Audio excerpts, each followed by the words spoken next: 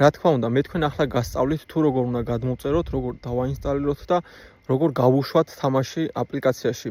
ზედმიწევრით მიყევით ინსტრუქციას, როგორ ავხსნი. აქვე გაითვალისწინეთ ისიც, რომ შეიძლება რაღაც ხარვეზი საერთოდაც არ იყოს გამოწვეული აპლიკაციის სეტინგებზე, იყოს თქვენი მობილურის ბრალი, უნდა შეეძლოს რაღაც ნორმალური თამაშების გაშვება. გვაქვს ჩვენ კომპიუტერის თამაშებზე საუბარი და კომპიუტერის თამაშები არ არის მარტივი გასაშვები, ამიტომ უნდა გქონდეთ ნორმალური მობილური, რომ გაუშვათ ნორმალური თამაში. თქვენ კიდე არ დაგავიწყდეთ არხის გამოწერა და ვიდეოს დალაიქება. ახლა კი დავიწყოთ